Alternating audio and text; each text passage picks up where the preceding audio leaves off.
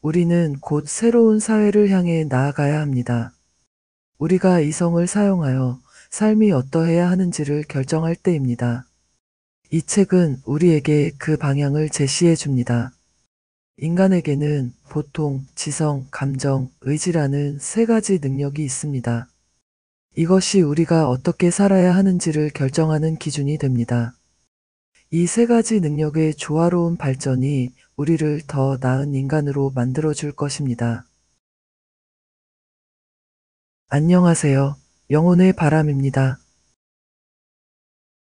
오늘 소개해드릴 책은 업턴 싱클레어의 생명의 책 중 일부, 마음의 책입니다.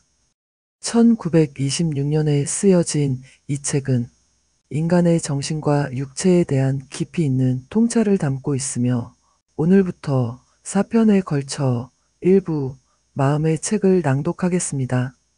첫 시간은 서문부터 7장까지 생명과 도덕성의 본질, 이성의 사용, 그리고 우리가 만들어가야 할 도덕에 대해 다루겠습니다. 생명의 책 1편 업턴 싱클레어 서문 이 책의 저자는 42년간 살아오면서 많은 시행착오를 겪었다. 그 과정에서 얻은 교훈들을 다른 이들과 나누고자 한다. 매년 수천 통의 편지가 온다. 암에 걸린 사람이 단식으로 치료할 수 있는지, 아내를 행복하게 해주지 못하는 남편이 여성을 이해하는 방법, 광산 주식에 투자한 사람의 고민, 작은 시간을 쪼개 자기 개발을 하고 싶은 노동자의 독서 상담까지 이처럼 많은 이들이 행복을 갈구하며 안개 속을 헤매고 있다. 안타깝게도 학교나 신문, 교회에서는 이런 실질적인 삶의 지혜를 가르치지 않는다. 학교는 완벽하지 않고 신문은 정직하지 않으며 교회는 시대에 뒤처져 있다. 어디에도 평범한 사람들이 성공적인 삶을 살기 위해 필요한 정보를 담은 책이 없었다.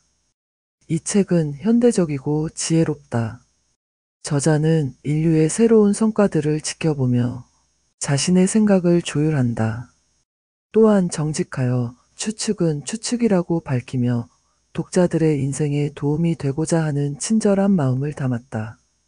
이 책은 건강, 행복, 성공을 이루는 방법, 일과 놀이의 균형, 식사와 수면, 사랑과 결혼, 자녀 양육, 사업과 정치 그리고 사회생활에서의 처세, 종교와 예술 감상, 독서법 등 삶의 전반을 아우르는 이야기를 담고 있다. 독자들은 지친 직장인, 그의 아내, 공장의 노동자, 부엌에서 하루 종일 일하는 노동자의 아내 등 다양할 것이다. 하지만 그들 모두는 나는 누구이며 어디서 와서 어디로 가는가라는 근본적인 질문을 품고 있다. 이 책은 그들의 질문에 답하고자 한다. 인생의 의미를 찾는 것은 철학자나 지식인들만의 특권이 아니다. 철도 옆에서 음식을 만드는 불황자들도, 한밤중 갑판에서 바다를 바라보는 선원도 삶의 본질에 대해 고민한다. 우리가 믿는 것은 삶의 방향을 결정한다. 하늘에 신이 존재하고 우리를 지켜본다고 믿는다면 그 법칙을 따르는데 집중할 것이다. 반면 세상에 부딪혀 신앙을 잃고 자신의 이익만을 쫓다가 실패를 맛본 이들은 누가 이런 함정을 설치했는가? 나는 그저 폭풍 속의 미약한 존재인가? 아니면 그 폭풍을 만들고 통제할 수 있는가를 고민한다. 아무리 바쁘고 지쳐 있더라도 이러한 근본적인 질문들을 정리하고 과거의 현인들의 생각과 현대의 과학의 발견들을 살펴보는 것은 가치 있는 일이다. 저자는 9년간의 대학 생활과 종교 생활을 통해 정통한 가르침을 접했다. 하지만 만족하지 못하고 비주류 사상가들도 찾아가 배웠다. 결국 스스로 생각하고 실험하며 나름의 실용적인 삶의 청사진을 만들어냈다. 이제 가장 어려운 근본적인 질문들부터 시작하려 한다. 생명이란 무엇이며 어떻게 시작되었는가? 우리는 삶의 주인인가 노예인가? 삶이 우리에게 우리가 삶에 비친 것은 무엇인가? 왜 삶은 이토록 힘든가? 우리는 이러한 것들을 진정 알 수 있는가? 아니면 추측만 할 수 있는가? 어려운 단어들은 가능한 피하려 했지만 때로는 정확한 의미 전달을 위해 필요하다. 자동차의 기화기나 차동 장치라는 단어가 사음절이라고 자동차 사업을 포기하지 않듯이 현상이라는 단어가 어렵다고 우주와의 관계를 이해하려는 시도를 포기해서는 안 된다. 제1장 생명의 본질. 사실과 진리를 환상이나 자기기만과 구분하여 생명에 대해 우리가 아는 것을 보여주고자 한다. 이 책을 생명이 무엇인지 설명하며 시작하고 싶지만 안타깝게도 나는 그것을 알지 못한다. 유일한 위안은 다른 누구도 모른다는 사실이다. 종교에 물어보면 신이 남자와 여자를 창조했고 에덴 동산에 두었으며 사탄의 유혹이 없었다면 행복했을 것이라 한다. 하지만 누가 사탄을 만들었는가? 라고 물으면 설명은 모호해진다. 만약 신이 사탄을 만들고 사탄이 할 일을 알고 있었다면 결국 신이 직접 한 것과 다름없지 않은가?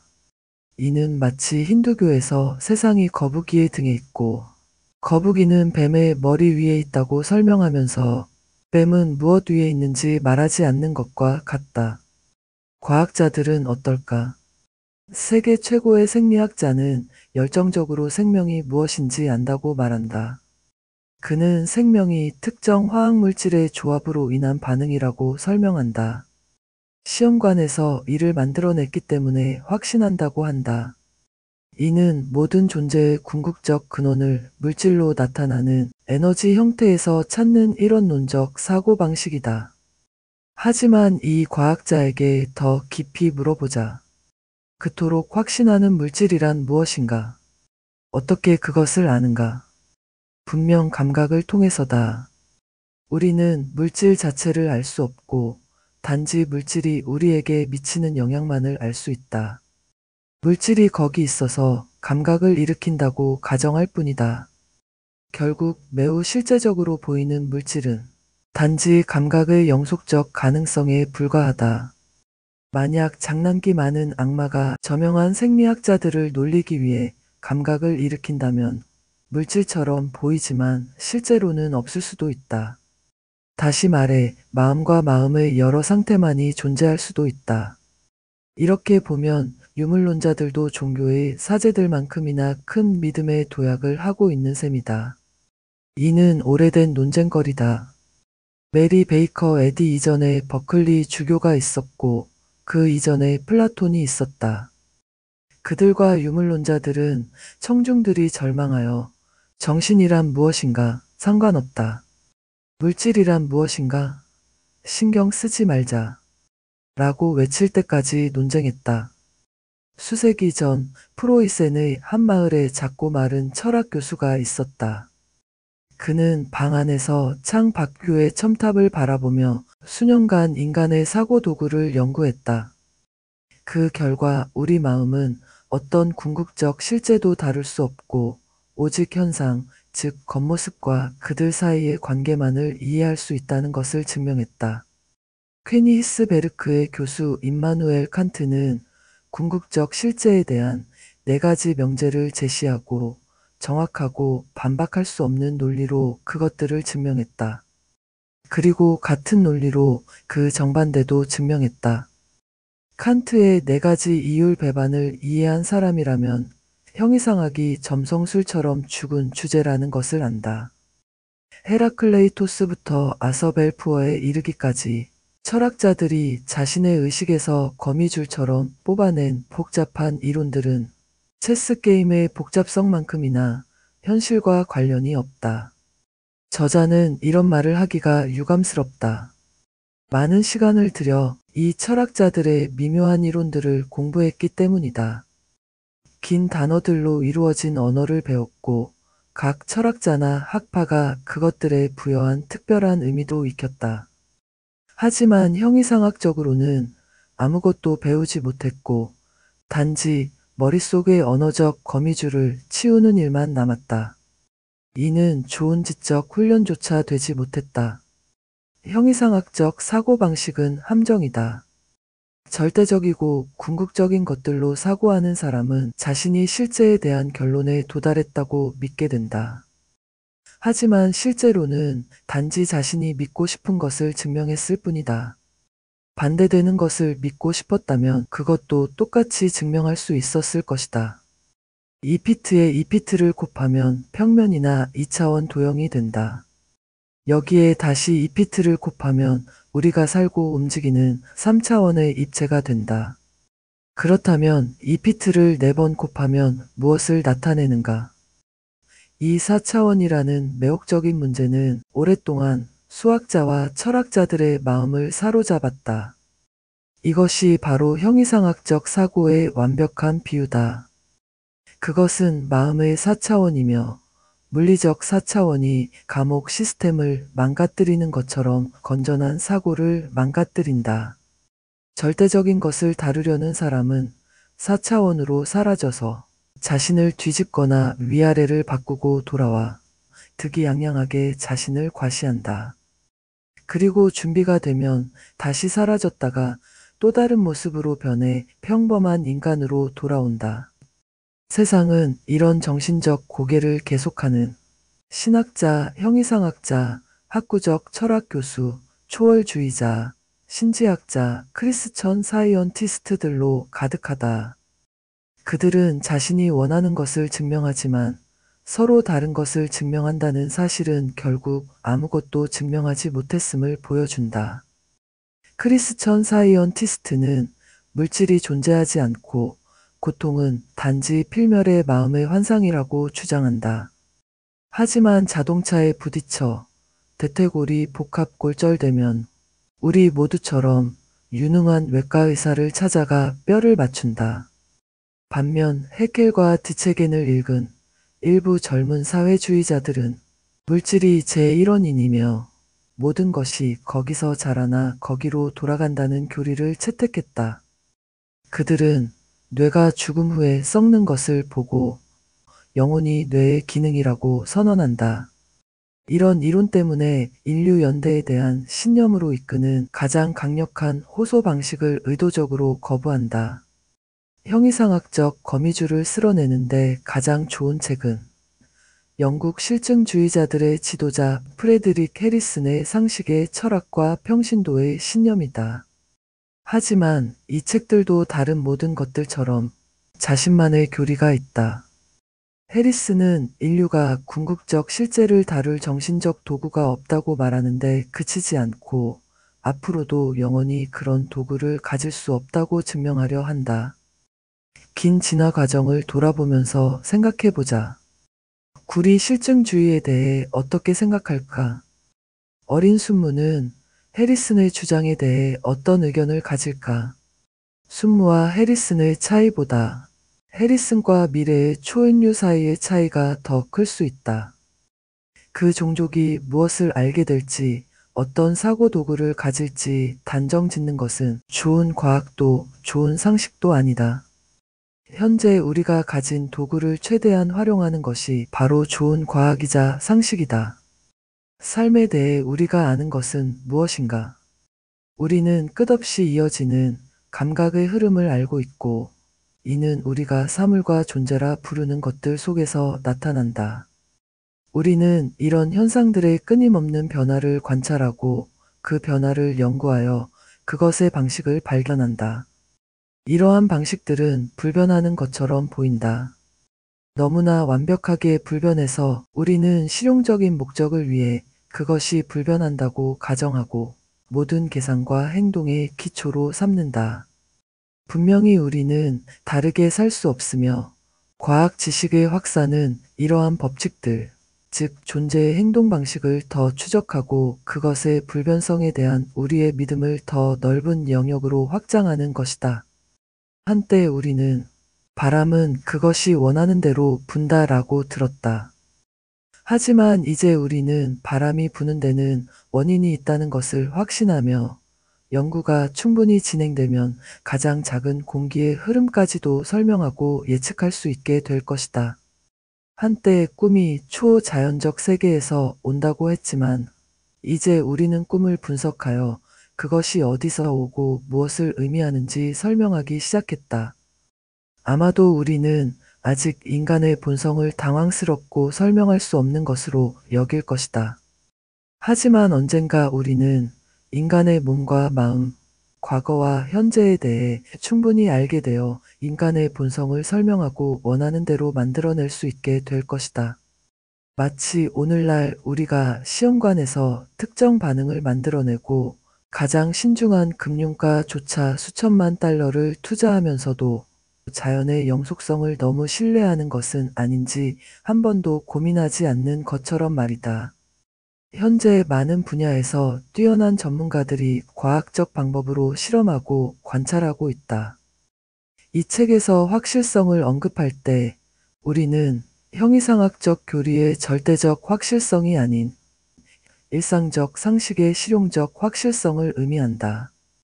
음식을 먹으면 배고픔이 해소되고 내일도 오늘처럼 2 더하기 2는 4가 될 것이라는 확실성을 말하는 것이다. 제2장 믿음의 본질. 우리가 이성으로 증명할 수 있는 것과 직관적으로 아는 것, 그리고 사고 과정에 내포된 것과 그것 없이는 어떤 생각도 할 수 없는 것이 무엇인지 보여주고자 한다. 생명에 대해 우리가 아는 가장 기본적인 사실은 성장이다. 허버트 스펜서는 이 성장 또는 진화를 긴 단어들로 정의했는데 이는 단순하고 서로 비슷한 여러 것들이 하나의 복잡한 것의 서로 다른 부분이 되는 과정이라고 요약할 수 있다. 우리가 이 과정을 우리 자신에게서 관찰하고 다른 이들에게서 그 징후를 발견할 때 이 과정이 성공적으로 진행되면 우리가 행복이나 즐거움이라고 부르는 만족감이 동반된다는 것을 알게 된다. 또한 이것이 좌절되거나 억압될 때는 우리가 고통이라고 부르는 다른 감각이 따른다는 것도 알게 된다. 교회 안팎의 교묘한 형이상학자들은 성공적인 성장을 동반하는 이러한 즐거움의 감각을 지속하는 것 외에 다른 삶의 목적이 있어야 한다는 것을 증명하는 과제를 스스로에게 부여했다. 그들은 더 영구적이고 자극적인 그들의 표현대로 더 높은 무언가를 찾지 못한다면 도덕성이 무너지고 인류의 진보가 끝날 것이라고 자신들을 만족시키며 증명했다. 내가 할 수 있는 말은 이러한 도덕주의자들과 신학자들의 주장에 경건한 주의를 기울였고 많은 해 동안 그들의 교리를 믿었지만 이제는 더 이상 믿지 않는다는 것이다. 나는 삶의 목적을 그 힘을 지속적으로 펼치고 더 높은 형태로 성장하는 것이라고 해석한다. 즉, 더 복잡하고 교묘하게 고안된 형태로 자연이 생명의 보증서로 주는 만족감을 더 강렬하고 지속적으로 느낄 수 있는 형태로 나아가는 것이다. 이 주장에 대해 논쟁하고 싶다면 자연과 인간이라는 장을 읽고 본능적 생명과 이성적 생명에 대한 나의 구분을 확인하기 바란다. 인간에게 성장이란 모든 성장, 맹목적이고 무분별한 성장을 의미하지 않는다. 결핵균이나 말라리아 모기, 지파리, 거미, 이의 성장을 의미하지 않는다. 또한 인간 자신의 삶의 목적이 모든 즐거움, 맹목적이고 무분별한 즐거움이라는 뜻도 아니다. 술의 쾌락, 식인의 쾌락, 우리가 돈 벌기라고 부르는 현대판 식인주의의 쾌락을 의미하지 않는다. 우리는 판단력을 협력적이고 사회적으로 사용함으로써 생존 경쟁에서 살아남았다. 그리고 우리의 판단력은 성장의 형태들 중에서 선택하여 잡초보다는 밀과 옥수수를, 배신과 탐욕보다는 자제력과 정직을 선호한다. 따라서 삶의 목적이 행복이라고 말할 때 우리는 인류를 돼지 염을 통해 내버려 두자는 뜻이 아니다. 우리의 사상가로서의 의무는 삶을 관찰하고 시험하고 그것이 제공하는 많은 형태들 중에서 선택하여 말하는 것이다. 이런 종류의 성장이 더 영구적이고 전망이 있으며 더 풍부하고 깊이 있는 만족을 준다. 따라서 우리는 이것을 선택하고 그것이 가져오는 즐거움의 종류를 인정한다. 다른 종류의 즐거움은 일시적이고 미혹적이라고 우리는 판단한다. 그래서 알코올성 음료를 파는 사람을 감옥에 가두고 음란한 사람들을 우리 집에 초대하지 않으며 언젠가는 현대판 식인주의를 미화하는 영화를 우리 아이들이 보지 못하게 할 것이다. 독자는 아마도 과학과 믿음의 구별을 배웠을 것이다. 지금 이렇게 말하고 있을 것이다. 당신은 모든 것이 인간의 이성으로 결정되어야 한다고 믿습니까? 모든 믿음을 거부하십니까? 나는 대답한다. 나는 믿음을 거부하지 않는다. 단지 그것과 관계없는 대상에 믿음을 적용하기를 거부할 뿐이다. 설탕 한 봉지가 1파운드인지는 믿음의 문제로 여기지 않는다. 저울에 올려놓고 확인한다. 즉, 실험의 문제로 만드는 것이다. 하지만 모든 종교 교파의 신조는 설탕 무게를 재는 것만큼이나 믿음의 문제가 아닌 것들로 가득하다. 돼지고기가 건강에 좋은 음식인가 아닌가? 모든 기독교인들은 이것이 현미경과 다른 실험 과학의 도구로 결정될 문제라는 것을 쉽게 인정할 것이다. 하지만 어떤 유대인이 모임에서 일어나 질문한다. 춤추는 것이 인격에 해로운가? 그러면 즉시 모든 감리교의 교인들은 토론을 중단하기로 투표한다. 믿음이란 무엇인가? 믿음은 모든 존재의 근저에 깔린 본능으로 삶이 가치 있고 정직하며 신뢰할 만한 것이라고 우리를 확신시킨다.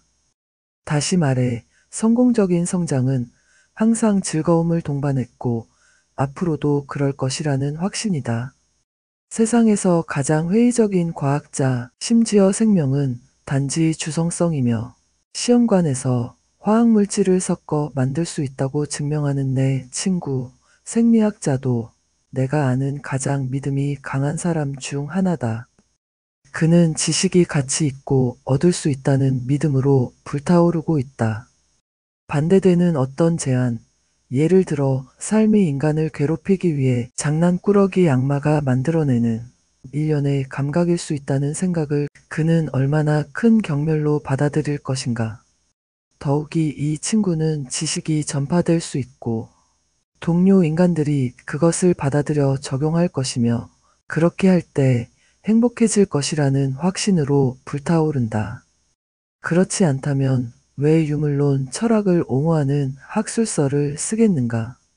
위대한 이론론자를 움직이는 바로 그 믿음이 학교에 가는 아이들 알에서 깨어나는 병아리, 땅 위로 머리를 내미는 모든 풀잎을 움직인다.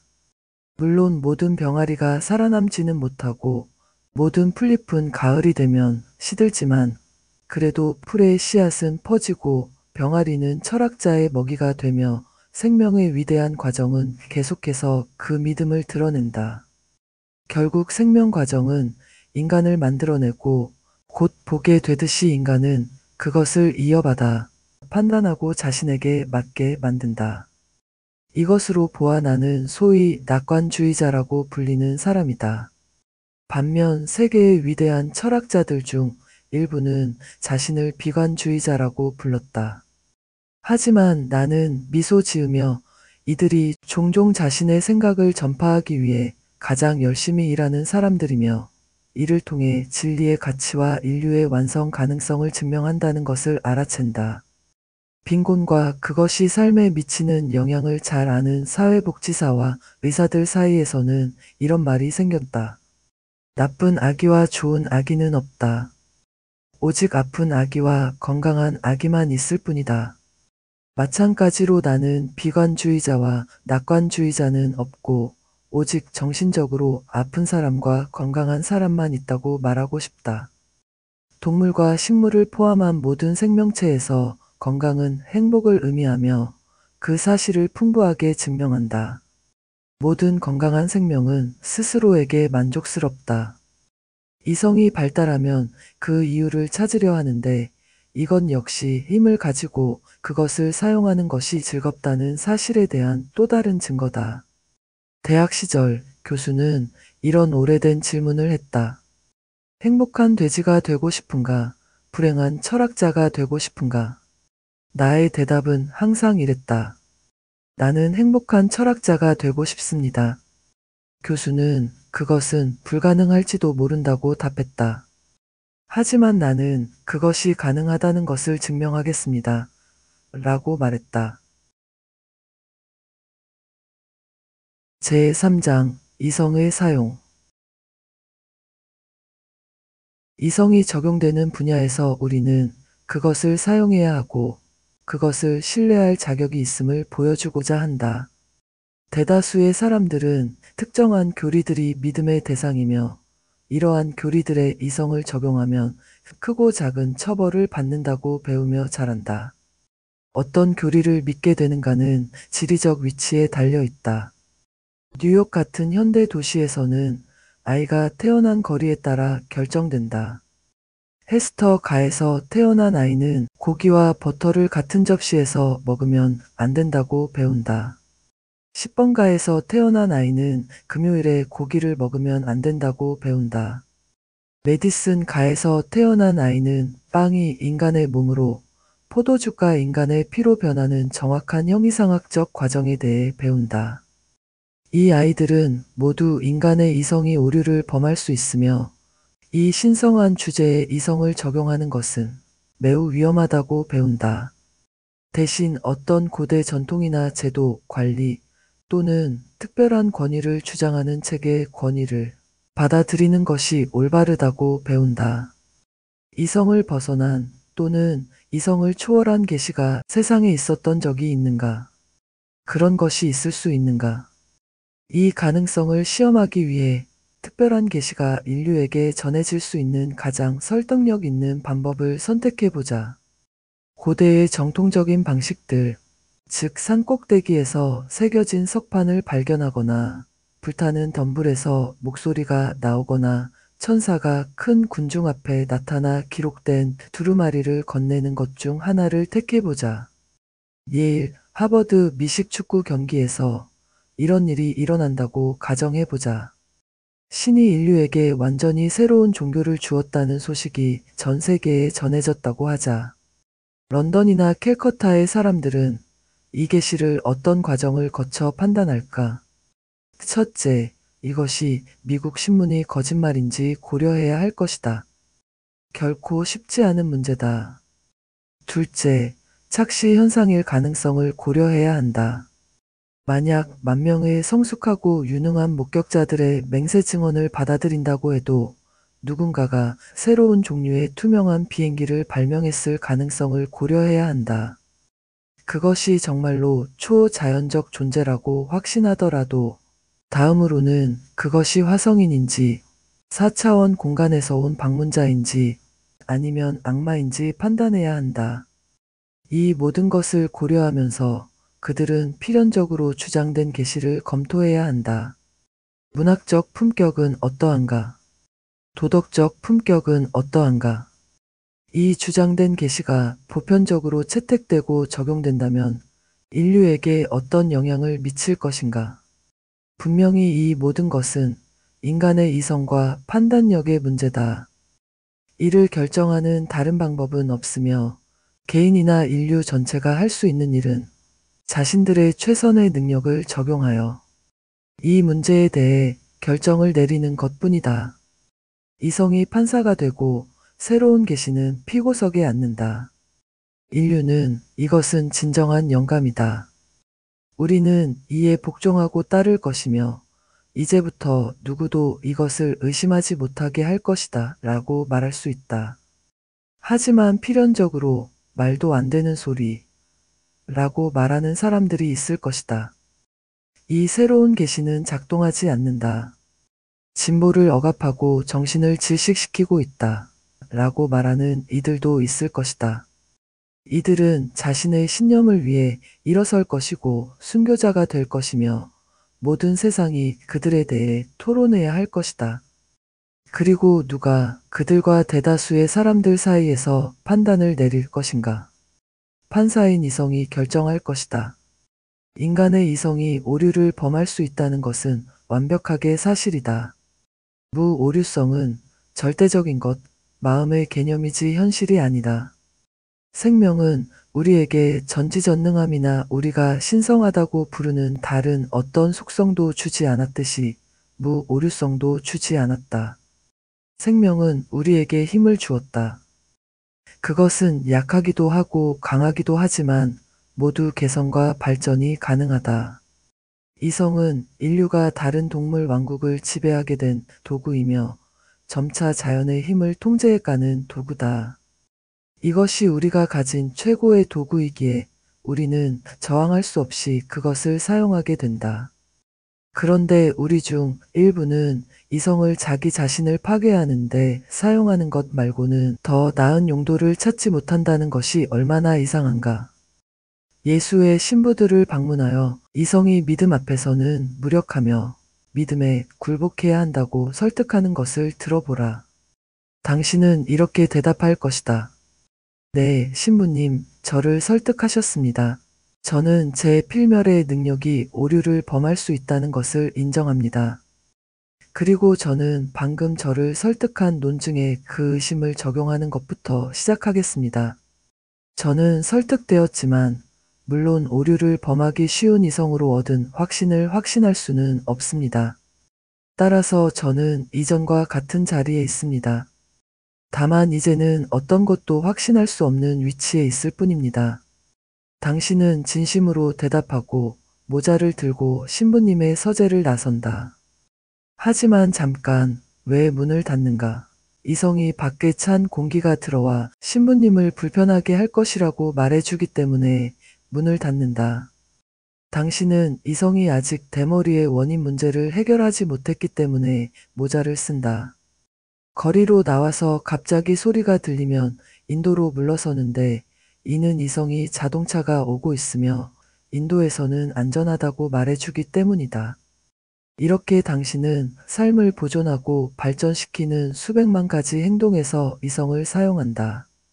만약 누군가가 이성의 오류 가능성 때문에 자동차 앞에서 멈춰 서 있어야 한다고 제안한다면 당신은 이성을 적용하여 그 사람이 미쳤다고 판단할 것이다. 일상적인 판단과 관계에서 광기가 있듯이 철학과 형이상학, 종교에도 광기가 있다. 이러한 모든 종류의 광기의 씨앗과 근원은 합리적이라고 완전히 정당화될 수 없는 것을 믿는 것이 누군가의 의무라는 관념이다. 요즘은 생각이 확산되면서 교리의 옹호자들이 공경에 처해 있고 그들의 마음이 두 가지 관점으로 혼란스러워진 것을 볼 수 있다. 유대교 랍비는 고기와 버터를 같은 접시에 두는 것에 대한 위생상의 반대를 필사적으로 생각해내려 한다.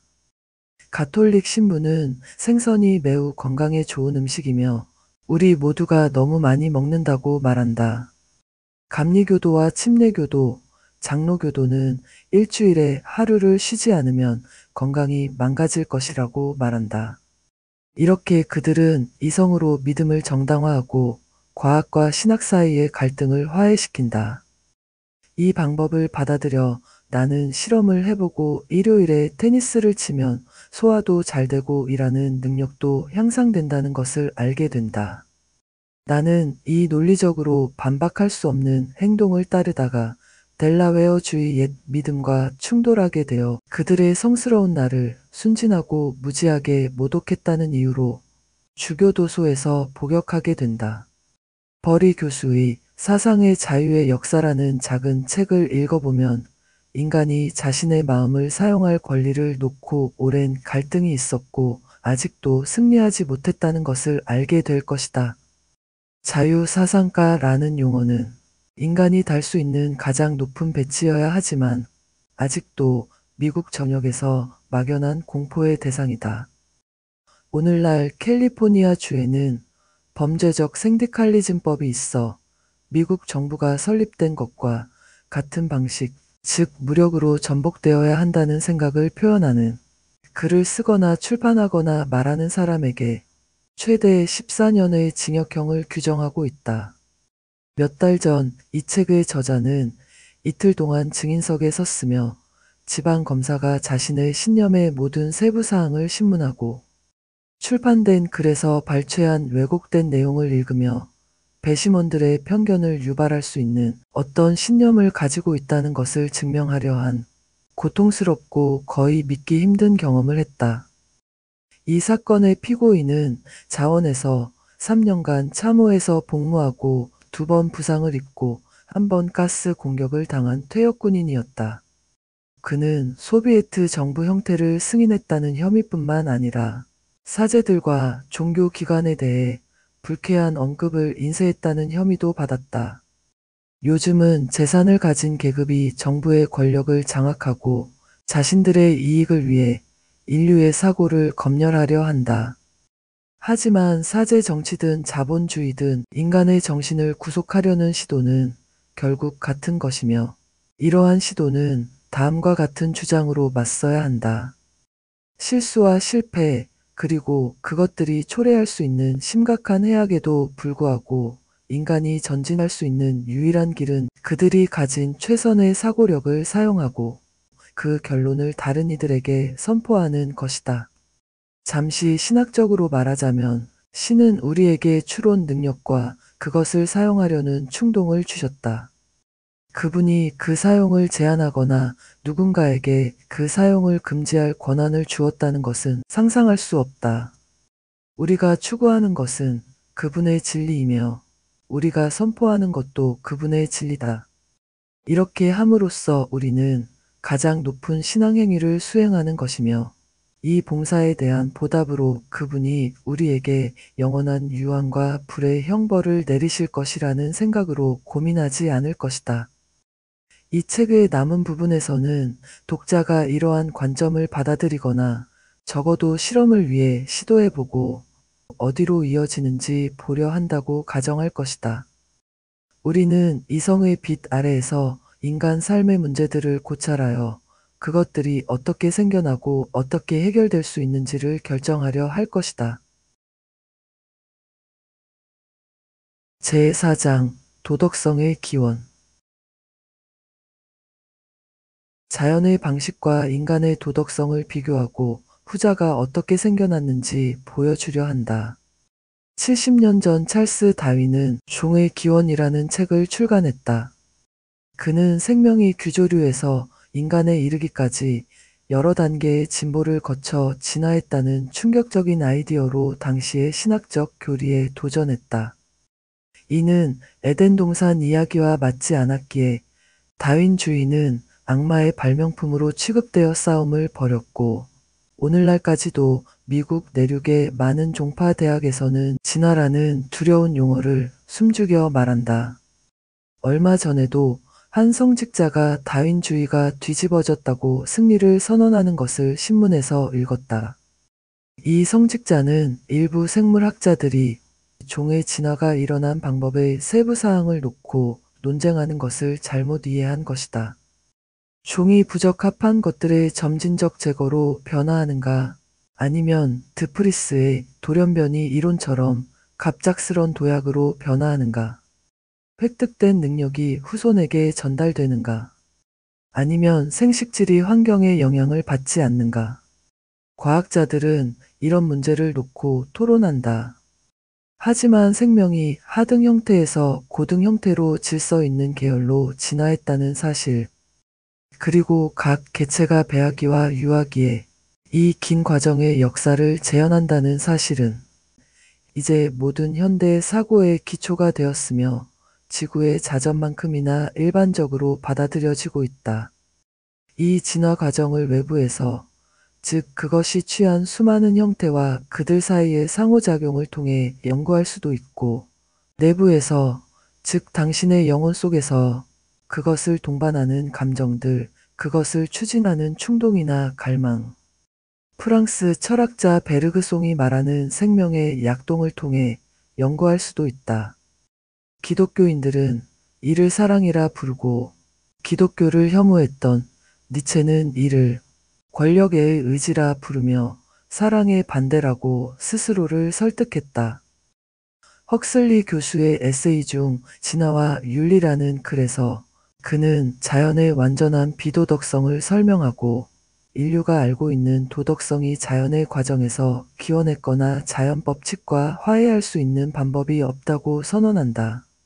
주요 불가지론자의 이런 진술은 신학자들에게 환영받았다. 하지만 16살 학생이었던 내가 처음 이 에세이를 읽었을 때 그것은 편협해 보였다. 나는 이 모순이 사라지는 관점이 있다고 생각했다. 그리스도의 도덕성과 자연의 도덕성의 차이는 단지 정신 발달의 낮은 단계와 높은 단계의 차이일 뿐이다. 동물은 본능적으로 자신이 아는 생명, 즉 자신의 생명과 새끼의 생명을 보존하려 한다. 늑대는 사슴의 감정에 대해 아무것도 모른다. 하지만 야만 상태의 인간은 자신과 비슷한 다른 이들, 즉 자신의 부족, 구성원들이 있다는 것을 깨달을 만큼의 추론 능력을 발달시켰고 그 부족의 구성원들을 죽이고 먹는 것을 금지하는 금기를 만들었다. 현재 인류는 이성과 상상적 공감을 발달시켜 부족의 1억 또는 2억 명의 사람들을 포함시키게 되었다. 반면 부족 외부의 사람들에 대해서는 여전히 늑대와 같은 태도를 유지한다. 어떻게 헉슬리같이 예리한 정신이 도덕성의 진화 문제에서 그토록 멀리 벗어났을까? 그 답은 이것이 영국의 공장 시대였으며 신학적 문제에서는 반역자였던 이 위대한 과학자가 경제학에서는 그의 시대의 아이였다는 것이다. 우리는 그가 부르주아 생물학의 공식을 사용하여 토지 해방을 주장한 헨리 조지를 조롱하는 것을 발견한다. 경쟁은 거래의 생명이라는 것이 19세기의 슬로건이었고 경쟁은 19세기 생물학의 신이었다. 테니스는 이를 약탈로 이빨과 발톱이 붉은 자연이라는 구절로 요약했다. 이는 맨체스터의 제조업자들에게 편리했는데 그들은 어린이들을 하루 14시간 동안 면직 공장에 가두고 여성들이 탄광에서 수레를 끌게 하면서 그들의 대학의 학자들과 교회의 성직자들로부터 이것이 적자 생존이며 인종의 발전을 확보하는 자연의 방식이라는 말을 듣고 싶어 했다. 하지만 이제 우리는 협력의 시대를 준비하고 있으며 우리의 과학자들은 자연으로 돌아가 그녀의 방식이 실제로 무엇인지 알아내려 한다. 크로포트킨의 진화 요인으로서의 상호부조를 읽어보면 옛 부르주아 생물학에 대한 완전한 반박과 함께 인간 도덕성의 씨앗을 보여주는 자연관을 발견할 수 있다. 크로포트킨은 자연 전체에서 고립된 동물들보다 사회적 동물들이 더 많고 더 성공적이라는 점을 지적한다. 매나 독수리에 비해 개미와 벌이 수백만 배 더 많으며 자연 상태에서는 사자나 호랑이가 사냥하는 사슴이 수천 배 더 많았다. 이 모든 사회적 생물들은 그들만의 생존 방식을 가지고 있으며 이는 인류의 부족 관습과 도덕 규범에 비교하는데 상상력을 크게 필요로 하지 않는다. 서로 다른 동물들은 서로를 잡아먹지만 드문 경우를 제외하고는 자신의 종을 잡아먹지 않는다. 자신의 종을 정기적으로 착취하는 유일한 짐승은 인간이다. 수백 가지의 흥미로운 예시를 통해 크로포트킨은 상호 부조와 상호 자기보호가 더 높은 형태의 존재가 진화해온 수단이라는 것을 보여준다. 곤충과 새와 물고기, 거의 모든 초식 포유류, 그리고 많은 육식동물들도 서로 돕고 보호한다. 나무 꼭대기의 제잘거리는 원숭이들은 수가 많았기 때문에 사브루투스 호랑이를 숲에서 쫓아냈다. 그들은 호랑이를 보면 모두 귀청이 터질 듯한 비명과 소리를 질러 호랑이를 혼란스럽게 만들었다. 그리고 이 원숭이들이 마침내 엄지손가락을 발달시키고 나무에서 몽둥이로 쓸 가지를 부러뜨리고 도끼로 쓸 날카로운 돌을 그 끝에 매달아 사브루투스 호랑이를 몰살시켰을 때 그들은 연대의식을 배웠기 때문에 그렇게 할 수 있었다. 마치 오늘날 세계의 노동자들이 자본주의라는 짐승에 맞서 연대의식을 배우고 있는 것처럼 말이다. 우리는 인간이 두뇌의 영리함으로 생존했다고 들었고 그것은 사실이다. 하지만 그 영리한 두뇌의 산물 중 가장 먼저 나온 것은 혼자서는 가장 무력하고 가련한 생물이지만 함께 서서 사회를 형성하고 도덕성을 발전시키면 세상의 주인이 된다는 지식이었다. 아직 그는 이 교훈을 완전히 배우지 못했다. 단지 자신의 국가에 대해서만 배웠을 뿐이다. 그래서 그는 자신의 손재주와 두뇌의 영리함을 최고도로 발휘해 독가스를 만든다. 현재 인간은 자신의 독가스 제조법이 모두 적이라 부르는 부족들에게 알려진다는 것을 고통스럽게 깨닫고 있으며 따라서 그가 고안하고 있는 것은 자신의 파멸이다. 다시 말해 인간은 자연의 힘에 대한 그의 기계적 기술과 숙련도가 도덕적 감각과 상상적 공감보다 더 빠르게 발전한 시대에 이르렀다.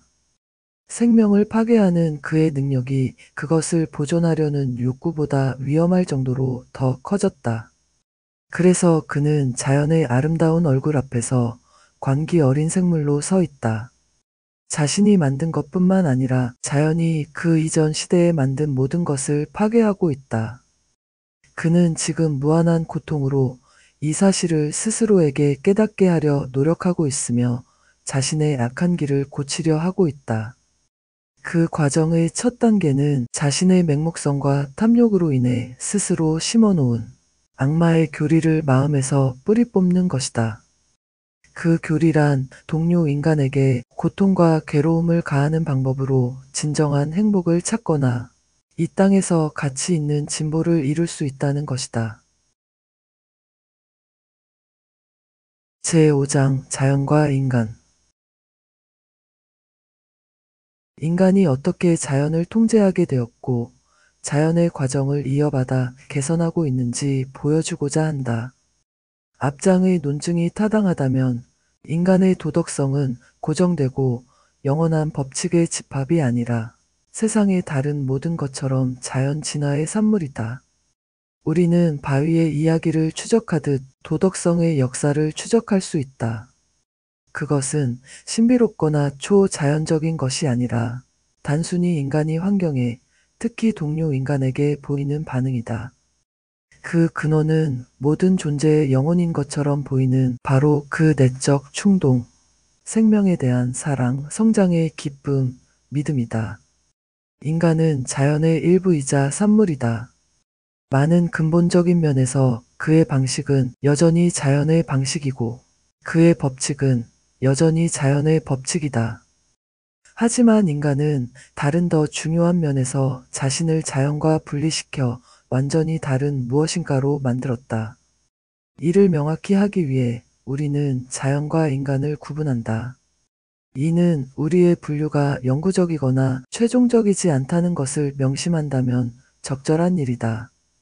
우리는 어느 단계에서는 생물이 올챙이와 개구리의 중간 상태임에도 불구하고 개구리와 올챙이를 구분한다. 우리는 하등 형태에서는 구분할 수 없음에도 불구하고 동물계와 식물계를 구분한다. 자연과 인간의 차이는 정확히 무엇인가? 그 차이는 자연이 그 과정에서 분명히 맹목적이라는 사실에 있다.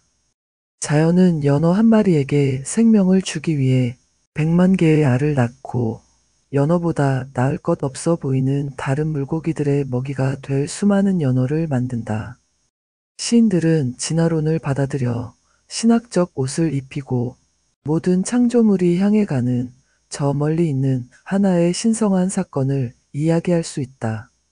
하지만 우리가 볼 수 있는 한 인간을 제외한 자연은 원을 그리며 움직이고 정확히 시작점으로 돌아오는 것에도 만족하는 것 같다. 자연은 중생대의 따뜻하고 습한 늪지대에서 복잡한 생물들로 가득한 세상을 만들었다.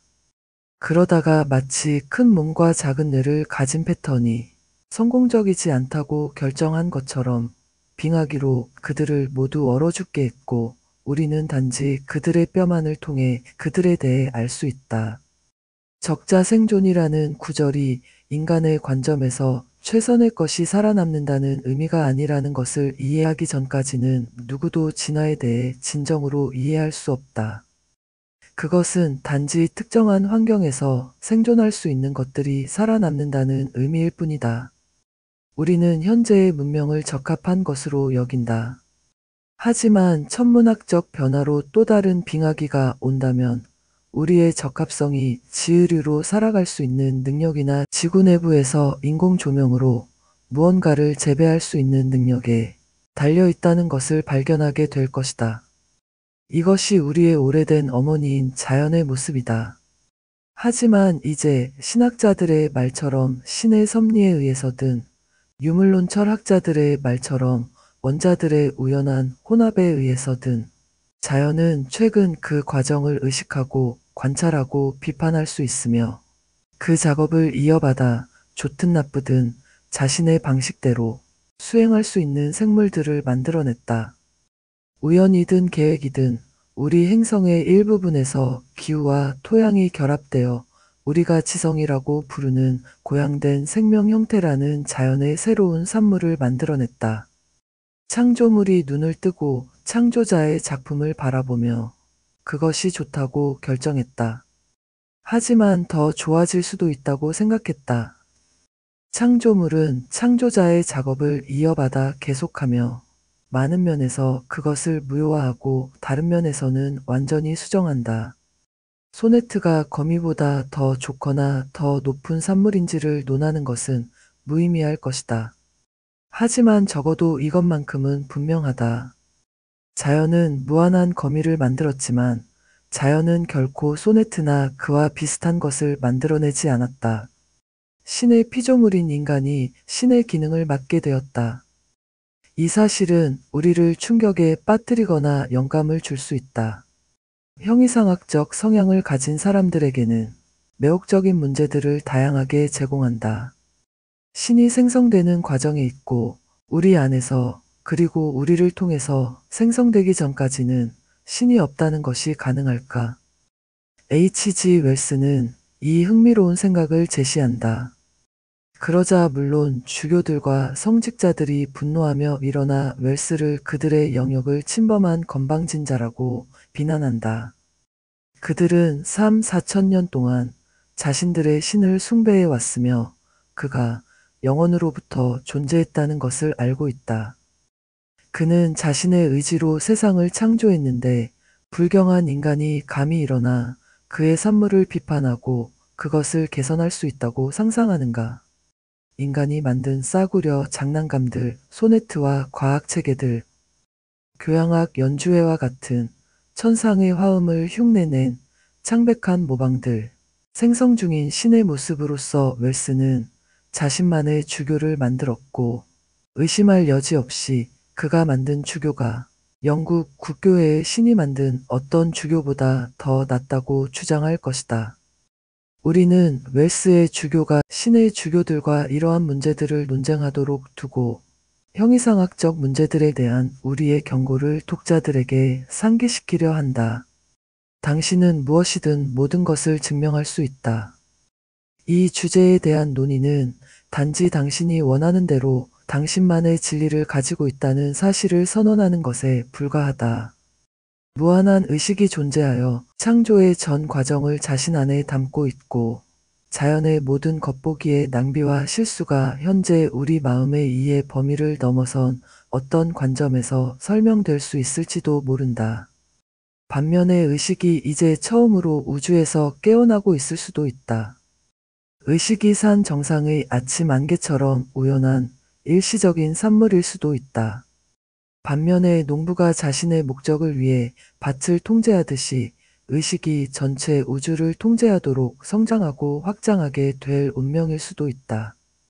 우리의 개별적인 지성의 파편들이 가족, 클럽, 국가, 세계 문화로 소통하고 합쳐지듯이 언젠가 우리는 다른 행성들의 의식이나 우리가 모르는 이 행성에 존재하는 다른 존재 상태들의 의식을 향해 더듬어 나갈 수 있을 것이다. 어쩌면 우리가 신이라 부르는 우주적 의식, 보편적 의식을 향해 나아갈 수도 있다. 하지만 지금으로서는 이것만을 확실히 말할 수 있다. 피조물인 인간이 창조자가 되어가고 있다. 그는 세계의 목적을 이어받아 자신만의 새로운 목적들을 부여하고 있다. 그는 도덕 규범을 부여하려 시도하고 있으며 경제라고 부르는 새로운 기준으로 시험하고 훈련시키려 하고 있다. 현재의 저자에게 이것은 생명에 대한 가장 중요한 사실이며 생명을 바라볼 수 있는 가장 매혹적인 관점으로 보인다. 인간은 어떤 방식으로 이성적이고 신중한 목적을 가지고 자연의 과정을 수정하고 대체했는가? 그 방식은 너무 많아서 오히려 그렇게 하지 않은 것들을 언급하는 것이 더 쉬울 것이다. 현대의 문명인은 자연이 하는 어떤 것에도 거의 만족하지 않으며 자연의 산물을 그대로 받아들이려 하지 않는다. 그는 자연의 과일을 먹으려 하지 않고 자신이 만들어낸 종류를 선호한다. 자연이 준 피부에 만족하지 않고 무수히 다양한 복잡한 의복을 만들었다. 그는 자연이 차가운 비를 퍼붓는 습관을 싫어해서 자신만의 기후를 만들 수 있는 집을 지었다. 최근에는 땅을 따라 굴러가거나 공중을 날거나 바다 밑을 헤엄치는 집을 만들어 이 모든 곳에 자신만의 기후를 가지고 다닌다. 자연은 실수와 실험을 빨리 제거하는 것이 습관이었다. 하지만 인간은 백치나 절름발이 맹인까지도 보존하기로 결정했다. 자연 상태에서는 눈이 제대로 초점이 맞지 않는 사람은 호랑이 굴에 빠져 잡아먹혔다. 하지만 문명인은 인간의 눈 상태를 유지하는 그런 방법을 경멸한다. 대신 투명한 제품을 만들어 눈의 초점을 교정하여 다른 눈만큼이나 좁게 만든다. 이처럼 우리는 수천 가지 방식으로 오래된 어머니 자연의 가혹함에 반항하고 그녀의 통제에서 벗어났다. 하지만 여전히 우리는 어머니의 자식이기에 먼저 행동하고 나서 자신이 무엇을 했는지 깨닫는 것이 우리의 방식이다. 그래서 가장 교육받은 사람들조차도 자연의 오래된 방식이 그녀의 반역아에 의해 얼마나 완전히 억압되었는지 거의 알지 못한다. 이는 현대 문명에서 놀라운 속도로 발전한 다양한 직업과 전문 분야와 비슷하다. 제지업자는 종이 만드는 법을, 제화업자는 신발 만드는 법을, 안경사는 렌즈 연말을 알지만 아무도 다른 이의 전문 분야에 대해 잘 알지 못하고 다른 이가 얼마나 발전했는지 깨닫지 못한다.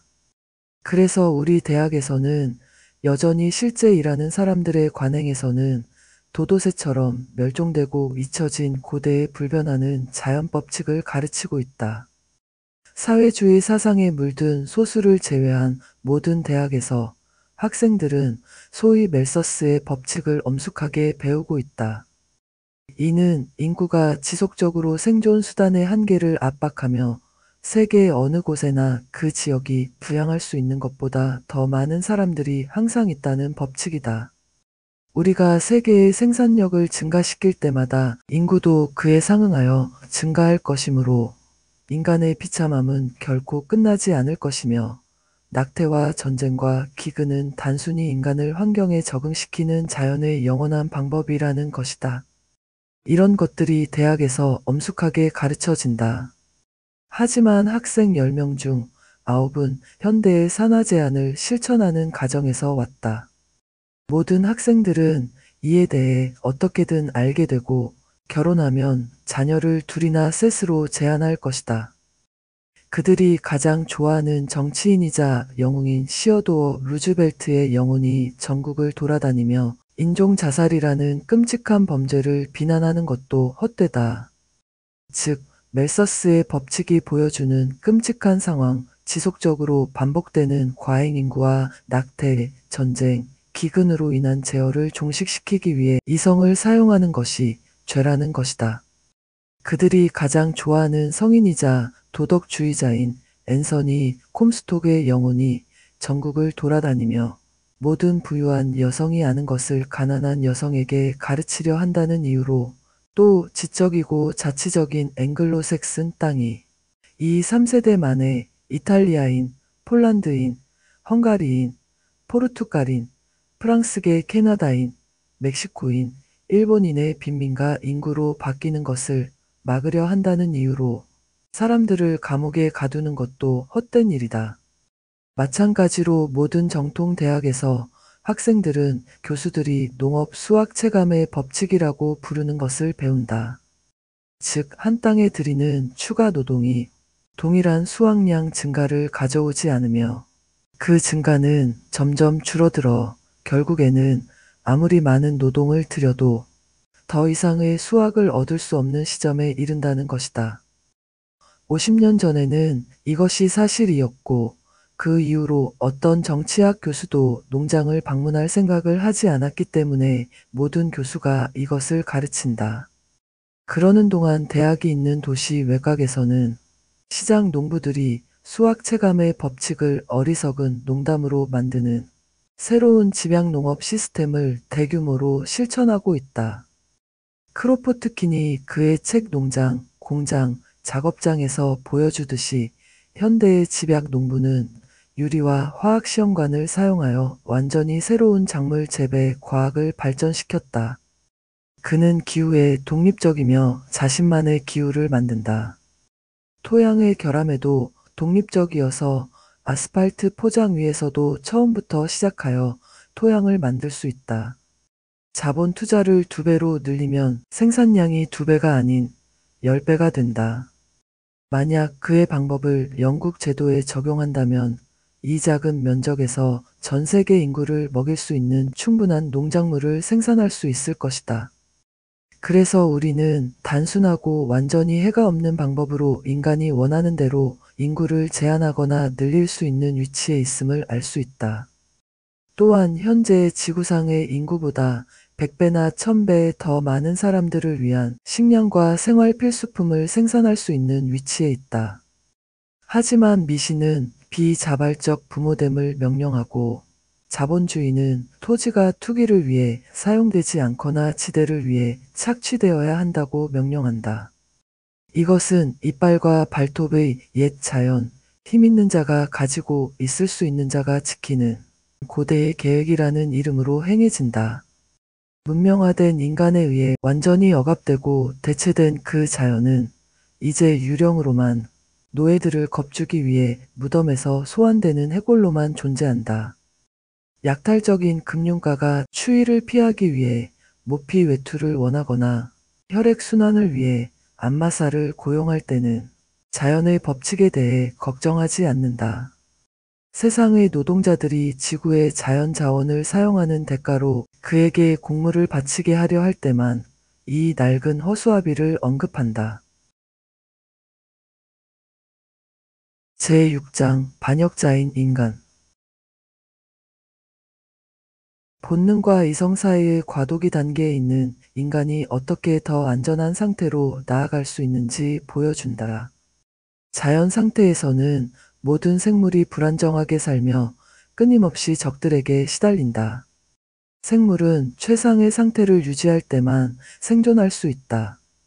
그 결과 종의 완벽한 형태가 유지되고 경쟁 압력 하에서 능력이 점차 증가한다. 갑작스런 자연력의 분출이 일어날 때를 제외하고는 모든 생물은 모든 비상사태에 대비한 완벽한 본능을 갖추고 있다. 환경과 조화로운 관계를 맺고 해야 할 일을 알며 두려움과 고통조차 보호를 위해 존재한다. 하지만 이제 인간이 등장하여 이러한 자연 상태를 뒤엎고 경쟁 투쟁을 폐지하며 자신의 무례한 의지대로 환경과 그에 대한 반응을 바꾼다. 처음에 인간의 변화는 모두 한 방향으로 이루어진다. 더 큰 편안함을 위해 자연의 불편함과 경쟁 투쟁의 스트레스를 피하기 위해서다. 자연 상태에는 뚱뚱한 동물이 없지만 문명에는 뚱뚱한 동물뿐만 아니라 그것을 먹는 뚱뚱한 인간도 있다. 자연 상태에서는 어떤 동물도 오래 게으름을 피우지 않는다. 다시 나가서 먹이를 사냥해야 한다. 하지만 인간은 우월한 영리함으로 동물들과 자신의 동료 인간들을 위해 일하도록 강요한다. 그래서 자신을 위해 무제한의 불을 생산한다. 단순히 원하는 만큼 먹고 마시고 잠을 잘 수 있을 뿐만 아니라 이 힘에 대한 복잡한 법과 도덕적 관습, 종교적 규범을 만들어낸다. 자연과 동료 인간들에 대한 우월성과 그들을 노예화하고 착취할 수 있는 능력을 표현하는 예절과 관습, 문학과 예술을 발명한다. 이렇게 그는 자신의 권위적인 자아를 위해 자연이 그에게 유지해온 유익한 보호를 파괴한다. 수천 가지의 복잡한 질병, 육체와 정신과 영혼의 수천 가지 괴물 같은 이상을 발전시킨다. 그리고 이러한 질병과 이상 각각은 그 자체로 새로운 생명이 된다.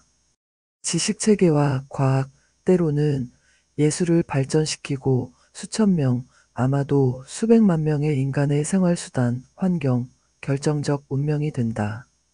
이렇게 우리가 문명이라 부르는 거대한 구조물의 성장이 계속된다. 부분적으로는 여전히 건강하고 진보적이지만 부분적으로는 거대한 암처럼 불결하고 치명적이다. 이 암에 대해 무엇을 해야 하는가? 우선 진단을 해야 하고 그 범위를 정확히 파악하며 원인을 결정해야 한다. 반역자인 인간은 어머니 자연을 거부했고 자연이 그에게 제공한 본능을 잃고 대부분 잊어버렸다. 개인에게는 가혹했지만 종에게는 유익했던 환경을 파괴하고 그 자리에 거대한 쾌락의 집을 세웠다. 거기에는 말하는 기계와 움직이는 사진, 소다 분수대, 매니큐어 가게, 신사복 매장이 있다. 인간이 자연 상태로 돌아가야 한다고 말해야 할까? 더 이상 정신병자를 위한 수용소와 장애인을 위한 보호시설, 난시를 위한 안경, 소화불량을 위한 메가우유를 만들지 말아야 할까? 그렇게 주장하는 사람들도 있다.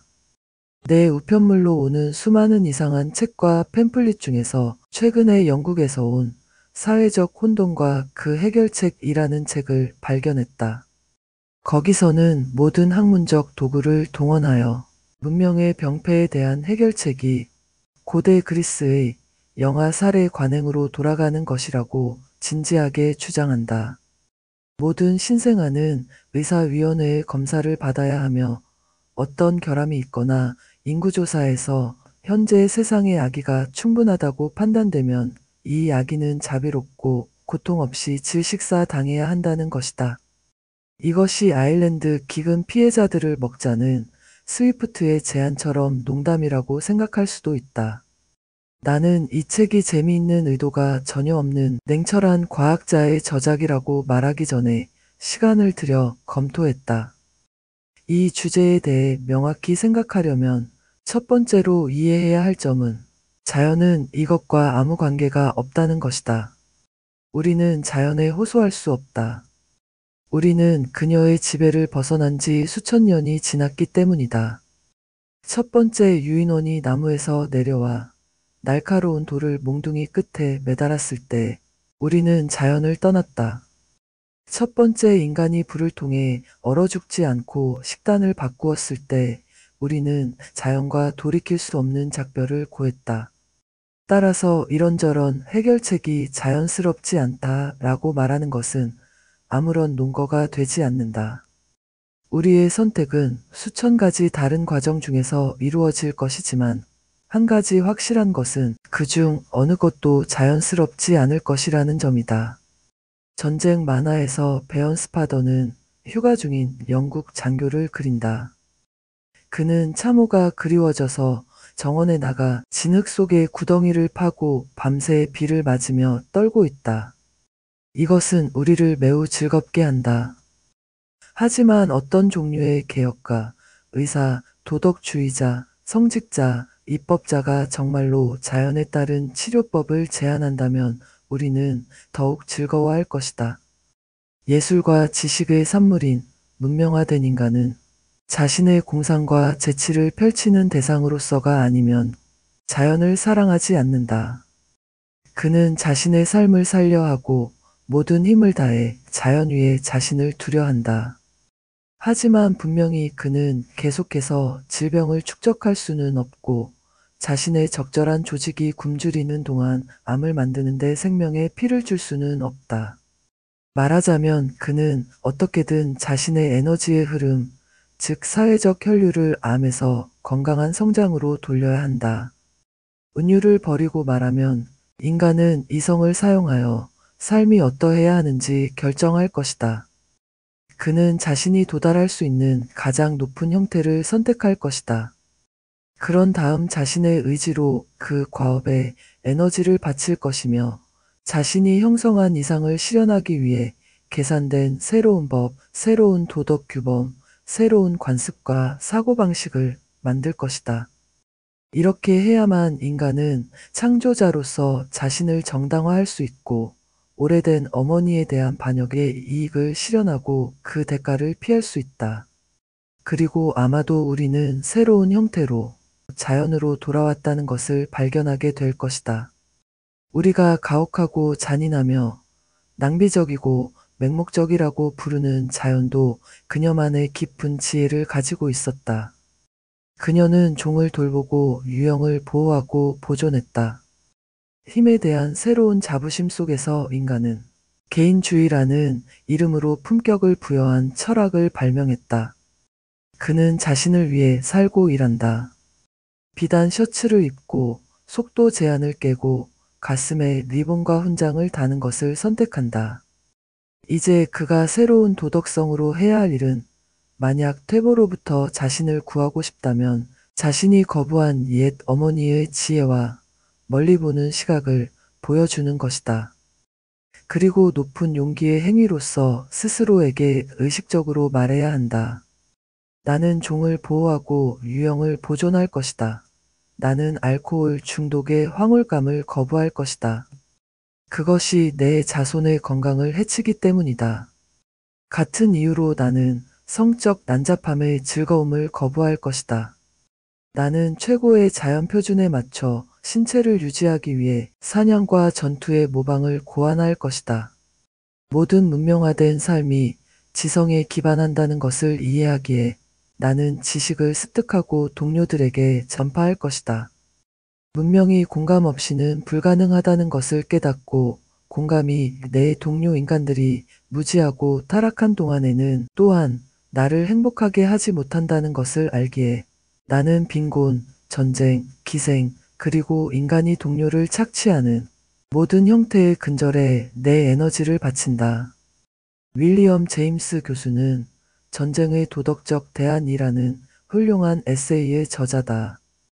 그는 인간이 오랫동안 전쟁을 사랑해온 이유가 그것이 그들의 최고의 노력을 이끌어내고 그들의 존재의 힘을 더 충분히 인식하게 했기 때문이라고 설명한다. 그는 묻는다.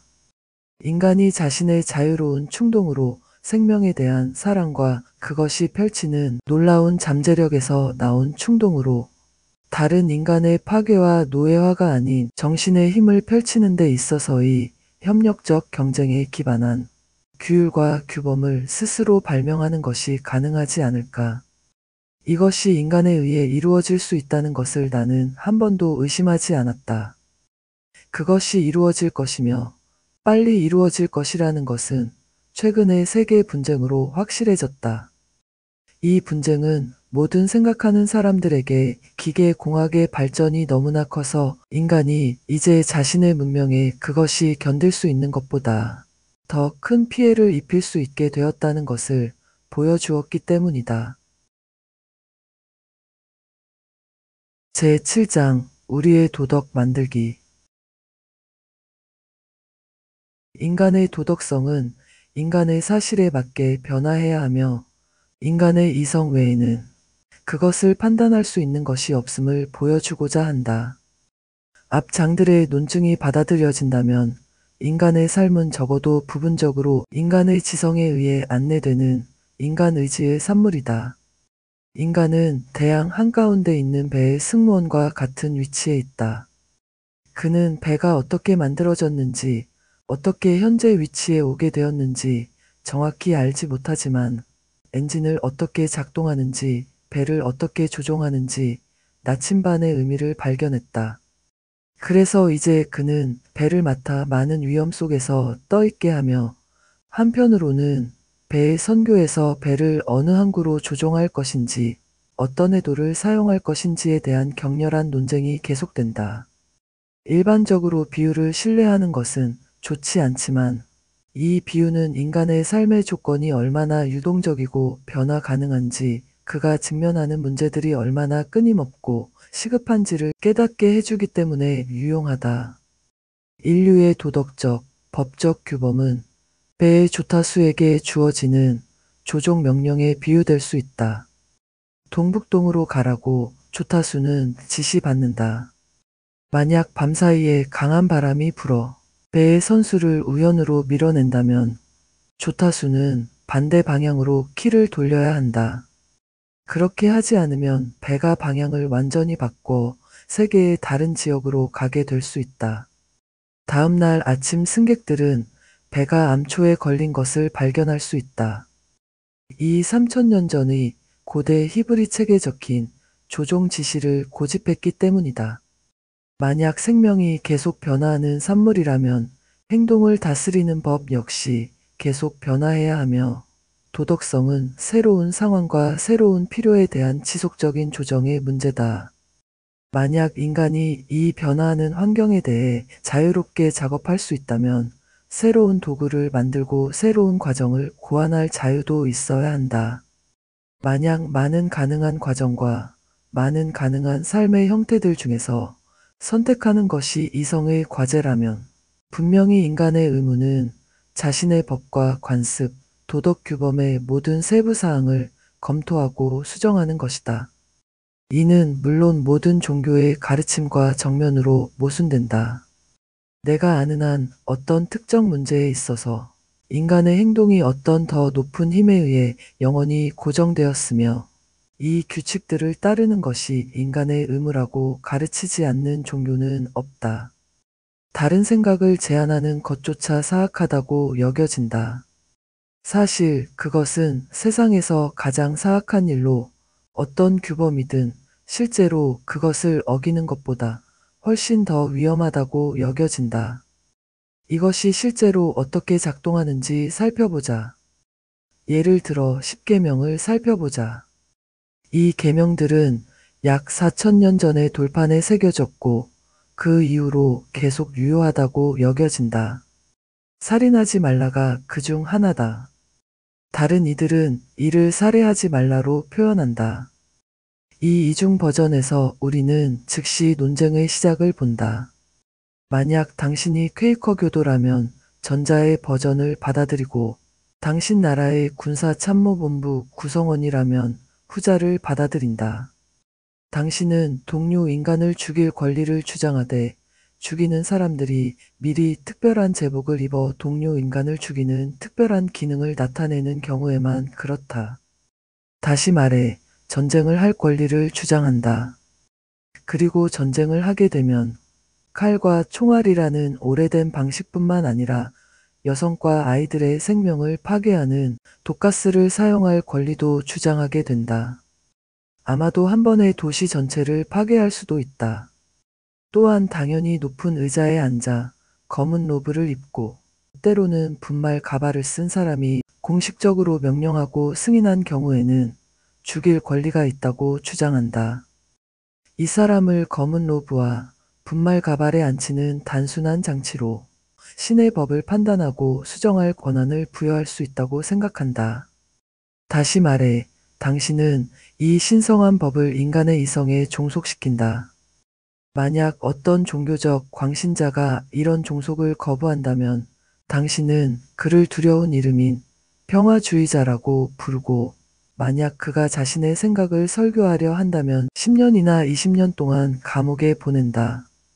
이는 실제로는 영양실조와 결핵 감염의 느린 영향으로 그를 죽이는 것을 의미한다. 만약 그가 특별한 살인 의상을 입으라는 명령을 받고 거부한다면 당신은 그를 양심적 병역 거부자라고 부르고 괴롭히고 구타하며 때로는 감옥에서 물고문을 가한다. 또는 간음하지 말라는 계명을 살펴보자. 분명히 이것은 우리가 동의할 수 있는 법이다. 하지만 곧 우리는 불행하게 결혼한 부부가 헤어지기를 원하고 그들이 헤어지는 것을 허락하지 않으면 실제로 더 많은 간음이 발생한다는 것을 발견한다. 따라서 우리의 현명한 사람들이 모여서 이 신성한 법을 수정하고 만약 판사로부터 새겨진 종이 한 장을 받았다면 다른 아내를 맞이하는 것은 간음이 아니라고 결정한다.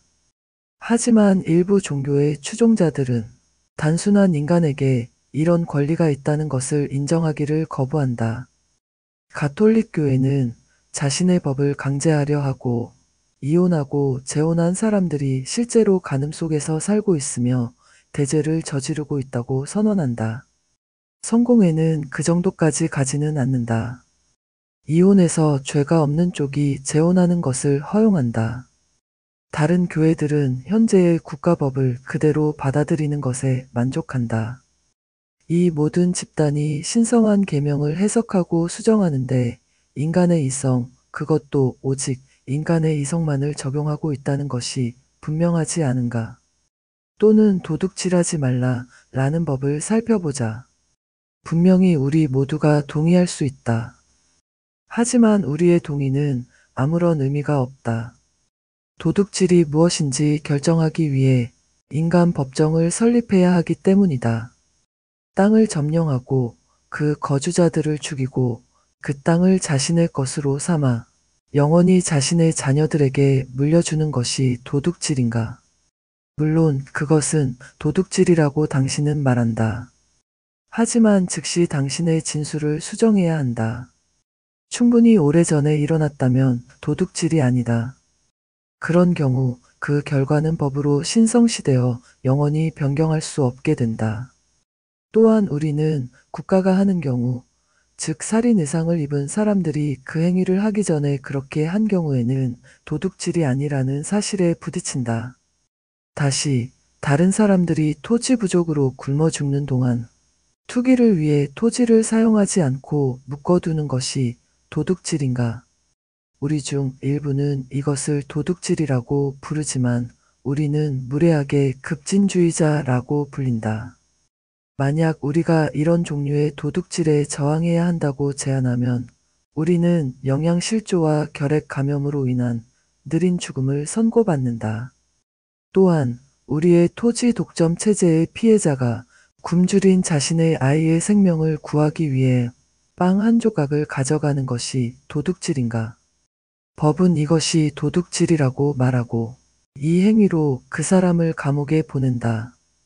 하지만 인류의 상식은 항의하고 나는 많은 존경받는 미국인들이 급진주의에서 그 정도까지 나아가 그들 자신도 그런 상황에서는 도둑질을 할 것이라고 말하는 것을 들었다. 이런 예시들은 끝없이 더할 수 있다. 하지만 이것으로 이 점을 분명히 하기에 충분하다. 인간 행동에 대한 신성한 규칙들을 말하려 하는 것은 완전히 헛된 일이다. 당신이 어떤 생각을 갖고 있든 어떤 희망을 품고 있든 상관없이 당신은 삶의 문제들에 대해 매 시간 이성을 적용해야만 하고 판단하고 결정하는 과제를 피할 수 없다. 당신이 하는 일은 옳게 판단하거나 잘못 판단하는 것뿐이다. 만약 잘못 판단한다면 당신은 자신과 당신과 접촉하는 모든 사람에게 불행을 안겨준다. 그러므로 도덕적, 지적 책임의 사실을 인정하고 당신이 다루어야 할 삶의 데이터를 조사하고 당신을 둘러싼 환경을 연구하며 빠르고 확실하게 그것에 적응할 수 있도록 판단력을 훈련하는 것이 얼마나 더 현명한가. 하지만 종교를 믿는 사람은 말할 것이다. 이것은 인류를 어떤 안내나 권위 없이 내버려 두는 것이다. 영구적인 법이나 도덕 규범이 없다면 인간은 어떻게 행동할 수 있고 어떻게 서로를 대할 수 있는가? 그 답은 도덕성의 진화를 받아들인다고 해서 영구적인 법과 작동 원칙이 전혀 없다는 뜻은 아니라는 것이다. 삶의 많은 사실들은 모든 실용적 목적에서 고정되어 있다. 당신과 내 삶뿐만 아니라 많은 세대의 삶에 대한 목적들 말이다. 아버지의 죄가 자식에게 미친다 라는 고대 히브리인의 선언이 우리 시대에 끝날 것 같지는 않다. 따라서 우리는 모든 아버지가 건강한 몸과 건전한 정신이라는 선물을 자녀에게 물려줄 의무에 기초한 행동 방침을 연구할 수 있다. 가톨릭 교회는 1000년 이상 폭식을 대죄 목록에 올려왔다. 그리고 오늘날 실험 과학이 새로운 연구 도구로 자가 중독과 동맥경화를 발견하여 인간의 도덕 규범이 폭식을 대죄로 규정하지 않을 가능성은 매우 낮아 보인다. 실제로 과학은 폭식에 더해 술 취함뿐만 아니라 음료용 알코올의 모든 사용을 추가했다.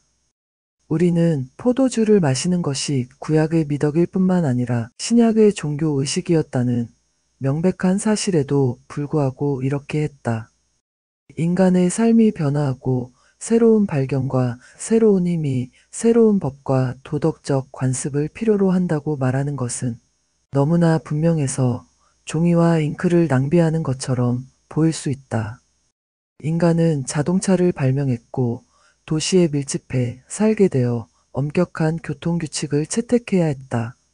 내가 아는 한 어떤 종교 열광자도 요한계시록에서 오후 5시 뉴욕 브로드웨이와 42번가에서의 좌회전의 타당성에 대한 정보를 찾으려 하지 않았다.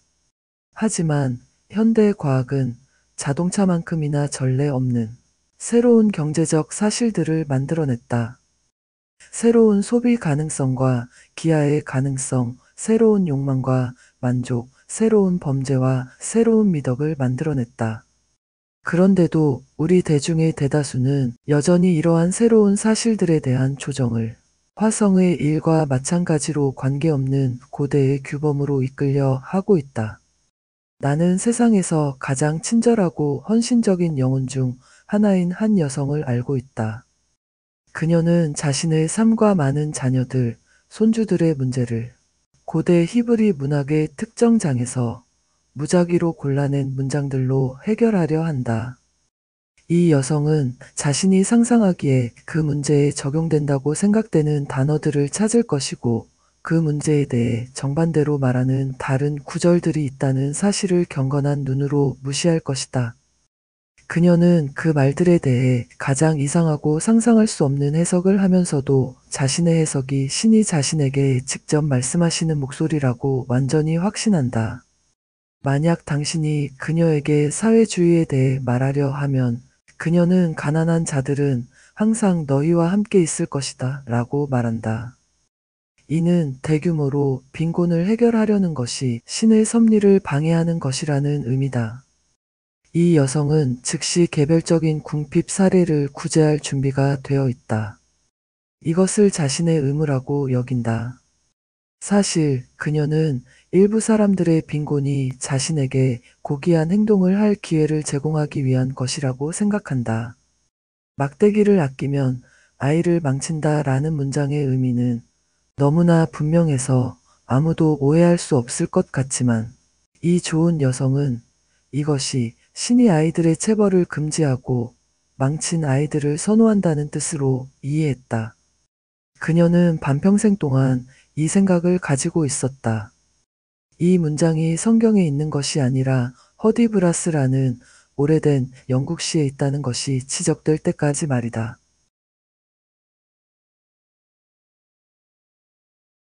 오늘 우리는 인간의 삶이 단순한 본능이 아닌 이성에 의해 인도되어야 한다는 것을 배웠습니다. 도덕성은 고정된 것이 아니라 우리가 만들어가는 것이며 이성의 올바른 사용이 그 핵심입니다.